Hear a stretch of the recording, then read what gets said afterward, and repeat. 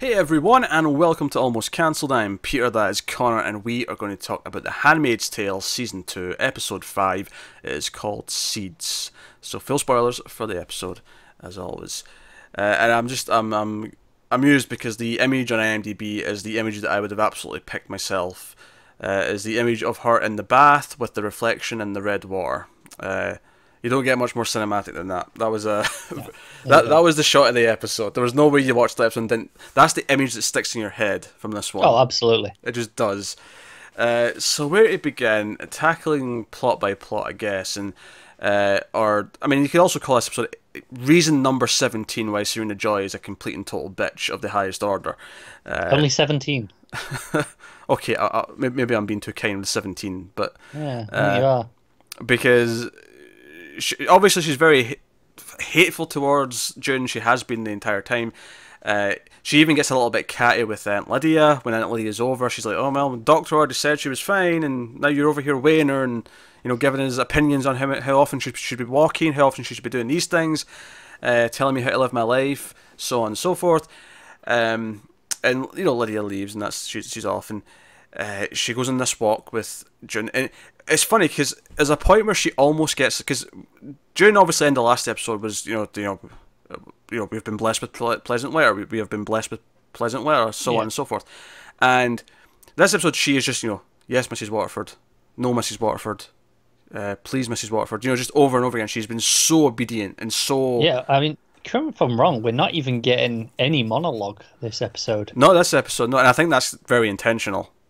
Yeah, because it kind of got to a point where I was like, I don't think we've had any yet, and then I was looking out for it. Yeah. And she's silent. Yeah, and it works with where she is as a character right now, because she is just broken. She's in shock. She can't do anything but just follow the orders. Later on, when Nick catches her burning the letters, which is something to mention as well, she starts burning those letters. Although she only gets through a few of them because Nick actually picks up the bulk of the pile and might have hid them himself, so they might still be around. But she very quickly says, "Oh, I'm not supposed to be out of my room at this time." She's very scared. She's like the obedient child who's scared of being punished, and she's just acting like that. Pretty much. But she's on this walk with Serena, and Serena complains that the other wife is complaining that her child cries too much or whatever. So, she always complains about her child, and she almost gets annoyed at June for not having a personality, which is funny because the entire point of the Handmaids is that they're supposed to be completely obedient. It is, and she's always been annoyed whenever June has said anything back to her in the past or had any sort of personality. Well, when the whole thing with the commander was going on last season, she was annoyed that she was essentially, she felt like she was taking her place. And it's funny because it's like the ultra serious dramatic version of having a friend who has an annoying tick that you really hate, but then when they're gone you miss that annoying tick because it's like, oh, that meant they were around. It's almost like the extreme dark version of that, but it's like you never imagine Serena Joy to actually want June to be mouthy with her, but she's like, exactly. "Oh, you're boring now." Come on, fight back so I can yell at you. Come on. She needs the sport. Needs a sport. There you go.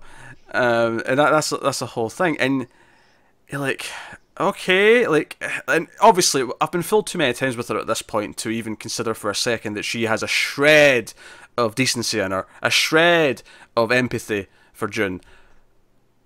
So I wasn't expecting her to be good in any way. Oh, right? No, obviously not. So there was no surprise when things took a darker turn, but at the same time there was still this moment of, oh, you, of course you did this, of course because she brings up because June seems down, Nick even kind of oversteps in terms of what their rules are, where he's like, "Hey, Mrs. Waterford, is June okay? You're not worried about her? Her mental state's a little bit in the iffy side. Maybe she should take it to a different kind of doctor." Yeah. And she's like, "The Handmaid's not of your concern." Which, I'll be honest, shocked me that they still have different kind of doctors. Yeah, I mean, although I said the way he said that, you could almost maybe read into that as they don't officially have those kinds of doctors, but kind of maybe, yeah, kind of like how they have the Jezebels, they can be procured if need be. Oh, it could be. It surprised me. Just that's just kind of a funny thought that psychiatry's went underground. Yeah, and maybe it has, but just the way he said it so openly made me Yeah. think that they must be around, and I don't know. It just surprised me that they're still allowed to practice. Yeah, you assume that. I mean, I imagine they're very heavily, you know, legislated Monitored. and Yeah, monitored, and have lots of restrictions over what they can and cannot do. yeah. But yes, and she goes to goes to the commander and is like, hey, Nick, maybe he cares a lot about June, right? Maybe we should do something about that. It's kind of sweet, and she does that thing where it's very like that manipulative thing where she's like, oh, it's very sweet how he is with her, but really what she's meaning is, hey, maybe because this entire scene, every time the commander's shot is this close up, and this was the other thing that was really striking me in this is when he comes down the stairs at the start when Aunt Lydia's leaving, he's got a laptop in his hand, and I thought, oh, a laptop, like. Because obviously, like the idea of the internet and information and technology is so hidden in this society. Only people like him are supposed to be able to access it. Yeah. That I'm like, oh, he's just walking around with that. Like anyone could just sneak a peek. Go on the Googles and Google something. No, indeed, and you get that moment after all this where, Nick's taking them out for a drive, and he just gives him a look, he doesn't trust him anymore. Yeah. And because again, it's that very sort of he's presenting it as if, oh, I'm very proud of you and everything you do for us, and it's all very this, all very that. Yeah. But again, this entire shot when Serena's telling him all this stuff, it's this close up just over the top of the laptop. You just see his eyes like peering out over it, and it kind of plays like he's not really listening to her. He keeps going, Yeah. And she's kind of frustrated by this. But we do see him follow up on it. He does. He goes to I've forgotten his name. The head commander, Andrew Price. He's like, hey, because they're doing something. They're like, oh, we're inviting guests and they should stay with us to get the real true living experience of Gilead. But he's like, oh, hey, by the way, my driver Nick, he's done such a great job. I think he should be promoted. Yeah, he's been with me a lot of years. He's been really loyal. Yeah, and obviously we know Nick's past kind of intersects with Andrew's, and because we saw that last season, and he's like, hey, he's really good. I'd be trying to keep a hold of him, and you almost wonder like where we see it goes with that. It's almost like the commander, or perhaps Serena's maybe had the suggestion is like, okay, we can keep him, but let's throw a wrench into the possible connection between him and A little bit June. of a slip there. What I said wrench, didn't I? Yes, strangely appropriate. So it's strangely appropriate. I did not mean that though. Wrench. So they've had their walk. There's another thing going on with June as well. We'll get to that in a bit. But she's like, "Oh, June, of course she didn't say June. Offred, are you up for this thing we're going to?" Because they hadn't really mentioned it yet, and she mentioned this gala thing, and I'm like, "Okay, where are they going?" And she's like, "Yes, Mrs. Waterford," and they go and like. You got your row of all your wives, you get your row of all your handmaids, and a row of all the Marthas. Rita's also been very kind to Offred. Even she's like, man, she's messed up right now. I need to be nice to her. But they're all there, and Andrew comes out, and it's a very formal, a gathering that everyone's here for a reason. There's a ceremony taking place, and he's like, okay, so this is where we honor our most special guardians, and outwalk maybe a couple dozen. Guardians, and of course one of them is Nick. And okay, where's this going? And they'll get a medal. Well, it looks like they'll get a medal at first because they'll get the little case and they're looking at it, and the whole thing. And there's one really sly moment, and this is when I got because I generally feel the dread in this show anyway. But it was when Serena, like when they first walked out, she turns round to Offred. Really, and this is really inappropriate given their context, given how they're supposed to communicate with each other. She turns round to Offred and says, "Oh, he looks really handsome, doesn't he?" And then turns back round. I'm like, oh god, what has she got planned? What was about to happen? That is the sign of death. Yeah, and then there's just the moment where you realise what this ceremony is, and you're like, oh, this is going to be crushing for June. Yeah, because we walk out a corresponding amount of ladies out, all in white with complete the veils, veils all over them, and you can't see who they are. And I'm like, oh shit, they're all getting wives. This is how they reward commands. Like, oh, here's all these young, fertile women who haven't done anything wrong, so we can't just put them straight into the handmaid system. But no, they get to be wives first. They get to be wives first, and then if they do anything shitty by their standards, then they're handmaids. They have to do anything really shitty off to the colonies with you. And it's like, okay, and the whole time you're looking at, because up until this point, during all episode, has been very emotionless, very intentional. It's like she's trying to not feel anything. She doesn't want to feel anything. Yeah. But and this is the thing. This is the really sick part from Serena Joy, is that she could see she wasn't being, was shelving her emotion. She was being very just, robotic, humorless, and she was. This is like the Joker in Batman. She's trying to get a reaction. Yeah.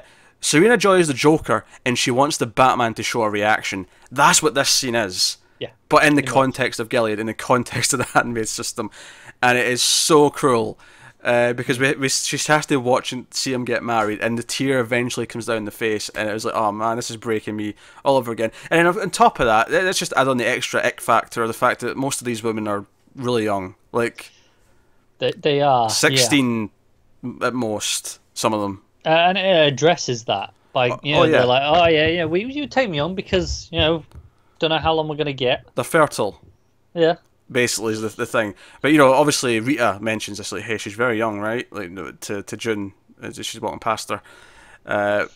So this is a whole thing. And then again later on it's like, oh, we're going to do all this in front of you. They make Nick read a poem in front of like everyone in the household. And it's like, oh yeah, we'll have champagne. Oh sorry, only husbands and wives. Off you go to bed, Offred. Off you go. Yeah. Yeah. The whole thing, all of it is to make her feel powerful. Because, and again, I'm sure I said this during the season 1 reviews, but the thing with Serena Joy is that she helped create this republic. She helped in some way. She was powerful at one point. She had a say in things, and now she doesn't. And she's almost feeling her thirst for feeling powerful by lauding her power over someone else. She is belittling June to feel powerful. It's classic bullying, is basically what it is. It is, yeah. Do you know, one of my favourite scenes with Serena in this episode is not to do with June. It's when she talks to the new wife on her own. No one else in the room. Yeah. And she has a conversation with her again. So, your mother told you what to expect. What your duty is. It's like she's probing just to see. Okay, what am I in here? What have I brought into my house? Like, yeah. How aware are they a threat essentially to her? Like, yeah, no. Could they take her place? I hadn't even thought about it from that context, because I was reading. I think it reads both ways, but I was reading it as almost her making sure that Nick is like taken away from June, like making sure, okay, that you're going to have sex, you're going to grow closer, you better capture his heart because I need you. That's why you're here. That's what you're here for. I think it works for both because in one, it's the same way she's always treated June. She's very afraid of her taking her place with the commander, and now she's like, I just brought another young woman into my home. Did I just open up someone else? But then of course, like you say, there's that keeps him away from June. And again, there's the bit before that I quite liked is when the new wife sort of like starts like saying, oh, may he bless your blah blah blah, and she like gets like halfway through the speech, he's like, oh, I'm sorry, I forgot the rest. And she's only clearly just been learning this. And even the awkward part of like her mother having to tell her what to expect, like you're going there to be someone's wife and to have sex, and she says, oh, did you say goodbye to your mother? It's like, oh yeah, she went back in the bus briefly, I got a minute with her. She lives a few hours out, but it makes me wonder, like, do they see this as an honor? Like, is this supposed to be a good thing? It's like you're going to a good family. I feel like there's probably some devout ones who do feel that way, but the majority hate it and are crying their eyes out. I'm just thinking, because obviously she says, they come from this farm, they're pretty poor. Like, so to her, is this a good thing almost? Like, to step up in social class of you marry upwards. Here you go. Here you instead of being poor on this farm, you will now be someone will provide for you. I think it's supposed to be like that, but I think most people wouldn't actually feel that way. Yeah. I think you'll have your devout few who'll feel that way, and they'll be kind of like brainwashed by the system, basically. But I think most people would be crying their eyes out, would hate it, and would have no way of fighting it. They just have to kind of accept it. No, that's fair. It strikes me as very archaic in the sense of, it's very much arranged political marriage. Oh, it is. Right? It's absolutely that, yeah. And, I'm sure even then there were people who thought, no, this is a good thing, right? It gets them. Oh, yeah. It's a way to, she from her, at the moment, she's young, she's optimistic, right? She's like, oh, okay, here's a fresh family. Okay, here's new. She gets to see the city for the first time. Like I'm wondering Yeah, at but the I didn't moment, read is that from she? her at all during these I think scenes. she's nervous, but at the moment, I don't think she's outright afraid of all of this yet. I think she's just nervous of Not this not isn't afraid, to her. but she does not look a person who is any way like feels that she had a choice in any of this. She feels like she's just here because she's supposed to be. Um, No, yeah. and it could turn out she's devout and she believes these things. Maybe she just tries to believe them because she has no choice, so she wants to believe it's worth something. She wants to believe that this is the right thing to do because she has to As do it. I think to me the obvious thing to do in from a dramatic storytelling perspective is have her start. She's anxious at the moment, she's nervous, but ultimately does think this is Well, a good thing at the moment. She's well, excited in general, when I was but to have arguing that crush. most people wouldn't feel that way, I wasn't talking specifically about them. I was just speaking people in general. I'm thinking about the parents sending their daughters off. Yeah, I because you mentioned that being archaic, and I think in archaic times, X percentage was probably quite high of people who did see this as, oh yes, the rich man can come and take you away, and like now our family will be seen as nobler. And I feel like in a postmodern world where we've had freedom and we've not had these systems, yeah. I don't think anyone of the older generation is going to be looking at this in any way favourable. Oh no, not from the old generation. I think that's why I point out for her. She's young. She probably never knew anything different. Yeah, yeah. I mean, this is. I mean, I don't know how long Gilead's been around, but it seems like. I mean, it's not been that long because it's not like June's grown that much in terms of No, it's true. Maybe between 5 and 10 years. something in that range. Yeah. So I'm not sure where it falls in that. I feel, yeah, I feel like comparisons to the olden times when things were arranged and it was like, here, have my daughter, you noble family, is kind of what you'd compare this to, and I think. I I think typically whenever I see a story about that, more often than not, the girl in question is either just nervous and scared and just goes along with it because it's what's expected of them, even if they don't actually want it, or it's someone who actively hates it and tries to fight their way out of it. So this girl very much feels like the former to me. She doesn't necessarily feel like she's going to be this. No, no, but like I said, I can see the potential in her not being necessarily excited by this, but being like, okay, not super afraid, kind of up for it to go out see the city. It's almost like a fresh start until the reality sets in, and then it's crushing. Well, it depends how much her parents have told her. It depends if her parents have raised her as, okay, we'll teach her all these rules because that's what she's going to have to live through, or do they teach her, no, this is the way things used to be, and this is the way that we hope things go back to, and this is what is right and what is wrong. It's horrible, you have to do this. It completely depends on how she's been brought It up. does, and I think it's interesting that they make a point of saying, she was brought up, okay, so if you're out of the city, it's a bit, rural. But no, I think she doesn't know all the blessings properly. But here's the thing. Here's the thing that I think is most important. We know that a lot of the kids in this world are not raised by families. They're raised in like orphanage, presumably the ones that have came from family, parents who don't have, or kids that don't have parents anymore because their parents were sent off to colonies or the handmaids or whatever. She was raised by a mother who presumably cared a lot about her, and possibly a father as well. Yes. I find it hard to believe that a family, a set of parents who would have grown up in the world pre this, would just teach her as if, oh, this is all right and this is what you should do and this is, and again, we've not seen her mother, we don't know if she was crying as she was leaving her daughter. We don't know. Yeah, no, I agree with you. That's what I think is interesting. Is she didn't know all the blessings. This isn't something that she did every day at home like they do in the city.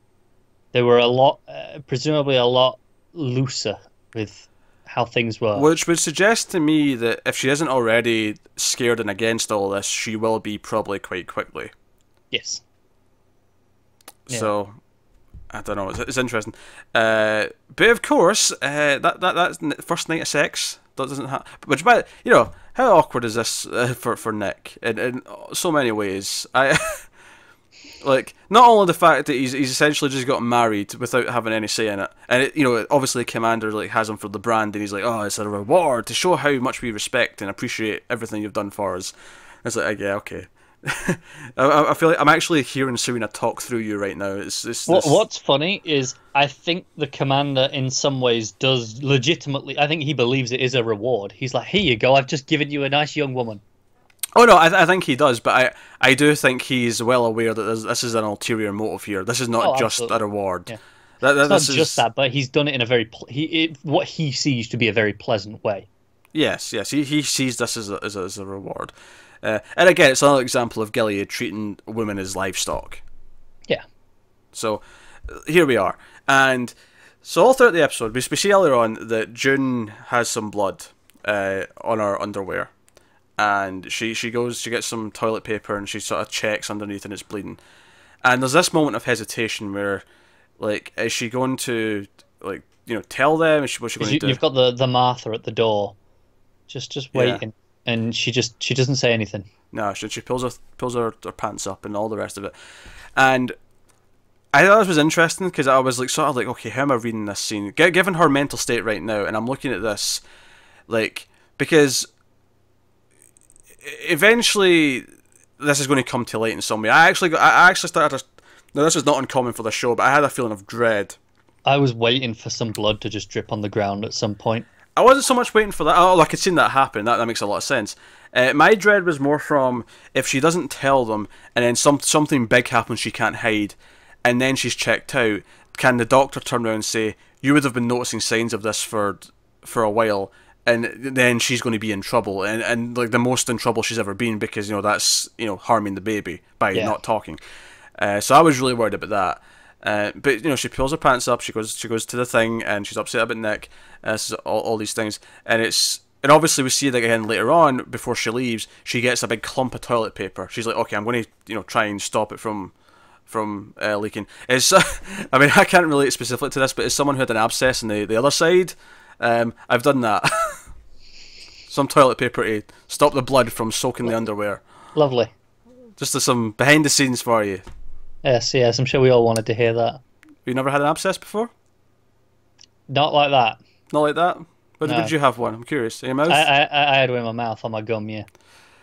That just shows on the scale where Connor's mouth is equal to my ass. That's where that shows you, right there. Yeah, mine wasn't just bleeding randomly, so Well, it does when it bursts. Yeah, but that's the thing. Mine couldn't burst because of the tooth. I had to go to the dentist and get the tooth removed to have it sliced to bleed it. I'm jealous because he got it cut into you. So I'll be honest. Single most painful experience of my life is having that done. And is that, correct me if I'm wrong, but that is what gave you your fear of needles? Is that correct? Injected right into it.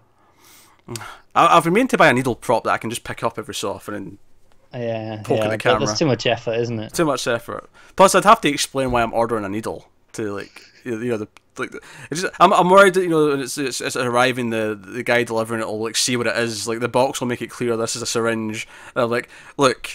You don't have to order an actual. I'm sure like a costume store will do a prop one. Yeah, but will that scare you as much? I mean, probably not, but it's safer for you. I want to fill it with like water and just sort of like tap it and get a little squirt. See, this is the thing. I'm not sure you can be trusted with a needle lying around. Not with all them cats. I'll make it. I'll blunt it. I'll do a little. You'll blunt it. I'll blunt it. Is that how needles work? I'll get a little bit of blue tack or something in the end so that I can't stab anyone. But then you can't squirt the water out like you wanted to do. I'll take it off when I'm trying to tease you, but I'll have a safe box. I'll have a lock box. Have a padlock on it. It'll be a whole thing. We've went off track. Yeah, this joke is not worth that effort. So the blood. But she gets back after the whole marriage thing. It's after she's been sent upstairs. And when she pulls down her clothes, it is drenched in blood. Yeah. Right? Full on drenched. And it's like, oh shit, you can't hide this. And she realizes that, and she walks over to the door. She's about to go and tell people. Yeah, it's early enough she can pass it off as in, I've only just found this now. Yeah, she'd be like, okay, I didn't know, if there was any blood before, I didn't notice it. It was, it was after I went to the bathroom, so therefore I didn't see it all day. Yeah. So, simple. But she stops. She gets to the door. She gets to the door frame, and she just stops, and she backs away. And she just goes and sits at the window, and she just looks, like, destroyed. And, like, I wasn't, like, I'm like, damn, like, what, like, does she just want to let the kid die? Is that like a mercy killing here? And I think the way it ends, I'd go with that. But I wasn't deciding until I saw the ending. No, I agree. I think it's more of a case of whatever nature has planned, right? Just whatever will be, will be. Mm. You know, she's like, you know, I think it's at the end, it's like, well, I guess you're a fighter, you're a survivor. Yeah, that was the thing when she's lying in the hospital at the end. Because after Nick finds her, she's like falling out the window. She's just lying there bleeding. She's drenched. She wakes up and it's Serena leaves the room and we see that there's like soldiers, guardians with guns like all around. And because I guess the assumption is here, like, because I've She seen it might have before, done. there's always gunmen around mothers with babies. There's always gunmen around pregnant handmaids. They're very protective of all this. But she goes under the covers. She puts her head under. It's like, well, I guess you're a bit of a fighter, aren't you? You're really tough. And it's funny because we were saying last episode, okay, what's the thing that kind of inspires her to like get her fight back because she's so broken, and she's like, you know what, I already, and she doesn't say this in the scene, but I was kind of like reading this between the lines, is she kind of already gave up on her actual daughter, right? She kind of accepted she was escaping and she wasn't going to be able to find her, and she was going to leave her behind. Like she kind of made that tough call, and I think that's weighing down on her here as she says to this baby, you're not going to grow up in this. You are free. You're not their property. You're not their property to make whatever they want to make. You are free, and I promise you, I am getting you out of here. And I think that even though she did like escape, because some people set up an escape for her, she was out for a couple of months. She almost got away. I feel like this is the first time she ever actually flat out said, "I'm doing it." No, I'm with you. Like before, it was Yeah. just circumstance, right? Yeah. Whereas this is her saying, "No, I am going to get away. I am doing this. I don't care what the stakes are. I don't care how stacked against me the odds are. Yeah. I'm getting away." No, I agree, and I think that's it. All episode, she's not actively going to kill the baby, right? She's not going to do that. Like she said, like last not last episode, maybe the one before, where she won't actively do it. She won't hurt the baby, but she doesn't have to. But here it's like, well, I don't have to hurt it. I just have to do nothing. Yeah. Which is, again, it's super dark. It's obviously a really dark subplot. That's I mean, we said last episode. I'll tell you what the worst moment for me was, though. Oh, go on. It's when so she's seen a bit of the blood, and I thought, okay, she's given up, right? She's like, and she says nothing, so she just accepts this is what happened, and she goes to like the wardrobe, and there's the coat hangers there, Oh, God. and I went, oh God, what's she gonna do?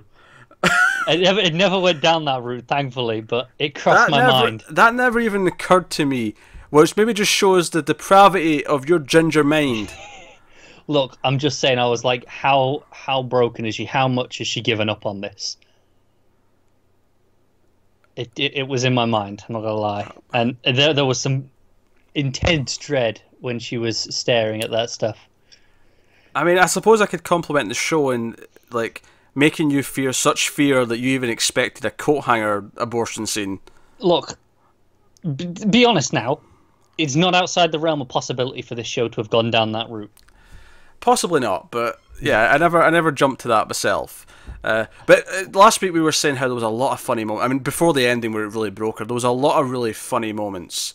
Yeah, none of that this week. Really. None of them this week, and it stood out to me as well because when they ran into the other mother, when they're out having the walk, they're talking about the baby shower, and one of them says to June, like, "Oh, did you enjoy it, dear?" And she's like, "Yes, thank you, Mrs. whatever her name was." Yeah. And it was the total different thing because remember last episode it was like, "Oh, I'm having a great time." She was joking around at that thing. Yeah, she was having a blast last episode when she said that. This episode, no, this was the formal response, and it was just soul crushing. So it was a neat way of showing you that she's completely fallen because it took the exact moment from last episode and had it happen again, but this time it's no, I'm dead inside.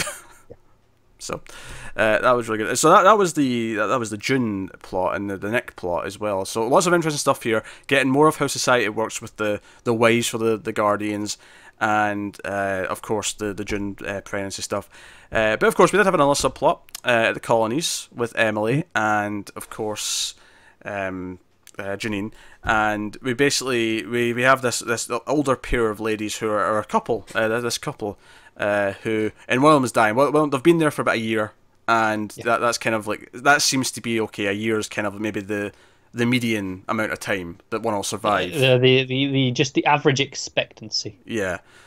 So, but one of them is dying, and the episode, I mean, their subplot is very much Janine's like, oh, we should give them a happy send off and like give them a little wedding before she goes so she can die happy. And Emily gets kind of frustrated by this because she's like, no, you're dressing it up. We're in hell. You believe God is like, you know, looking out for you, but we're in actual hell. No one's coming to save us, and you're dressing it up with some flowers, and we're supposed to pretend it's okay. She kind of comes back around by the end of the episode though, because she kind of comes in like, oh. She puts the flowers on her dead boy and says, "Oh, that was lovely," and it was kind of like realizing they need to believe in something just to get them through. I think that's it. She's living in the fear. Like she keeps saying to Janine, "It's like, but what if they see you doing this wedding? You know, we'll all get punished. We won't get any food." And I think this is it. She's been so afraid to fight back, right? She's been even just she's there like, oh, she's got the medicine, but it's very much the bare minimum. And she's resigned and just accepted. Okay, we're here and we're going to die. That's what she says to Ginny. It's like, no, we come here, we work, we die. Which actually it mirrors Jin's plot. In fact, I think calling this episode Seeds. Obviously, there's the obvious baby implications of the word seed, sure. But I think the idea, and in this episode, they both have the seed of hope, the seed, or at least the seed of fighting. Like they both have that seed where, should it grow, they maybe both will be able to fight back there, at some point. So that was interesting. I mean, I don't have a whole lot more to add. There was a lot more scenes with them working out in the fields and stuff, and like ducking and diving. Yeah, it was quite a basic plot in general. It was just okay. Here are some scenes of this couple. You know, it's like just to make you care a little bit before one of them dies. Essentially, it was just showing that stuff and, you know, the day-to-day life up here in the colonies. Yeah, good atmosphere though. I am digging the unwomen with the gas masks walking around, yes. Sort of keeping an eye on them, the wardens, if you will, and then you've got the guardians and the horses, which felt very I don't know, it's got a cool feel to it. It feels very post-apocalyptic up here, doesn't it? It does, which makes sense because it is radiation. You know, this is the fallout part of the map. Yeah, but it really has that feel to it, and I think it's the color palette as well, with it being all the dusty orange and all the brown. It really comes off as that is just, oh, it's dead up here. Yeah, no, it makes a lot of sense. But no, so that was the episode. That was episode 5. Yes, 5. Episode 5. Seeds. And as we mentioned, what the scene in the middle that I brought up at the start, where June is in the bath and she's like, her reflection is perfectly in the water, the red water. I mean, that was haunting. It was just like she's just sitting there dead, basically, just staring blankly as the reflections in the water beneath her, and you know, her head's just staying above it, and you could argue, you know, just the metaphorical kind of impact of that. Yeah. She's just keeping above water, and she's happy to just be bathing in blood, essentially. It's pretty gruesome, but it's gorgeous. It was a really nice shot. It just oh man, because it lingered on it for a little bit, and once I noticed the reflection was perfect, like it was just her head again coming down in the water. It just lets you appreciate the shot just for a couple of seconds, doesn't it? Yeah. It's like they're going, oh, we know this is a good shot. Enjoy it. Yeah, so we're going to let this sit here for about 30 seconds, just so you can soak it in. Yeah. Yeah. Really, soak it in. Sometimes it's a softball, you knock it out the park. That's what you do. Bath of blood, and you go with soak it in. Yep. Anyway, that is a Handmaid's Tale episode 5 for season 2. By all means, let us know what you thought in the comments below. Like and subscribe, all that stuff. Get us on the Twitters at mail_fuzz for channel updates. It's worth heading over to patreon.com/mailfuzztv. If you go over there, you can see all the different audio feeds we have, all the different stuff we've got on offer. Plus, of course, the actual Patreon part itself, where you can support the channel if you want and get some bonuses and stuff. But otherwise, that is us. So thank you once again for watching or listening. We always appreciate it. Keep watching TV, guys. Have you got any vanilla?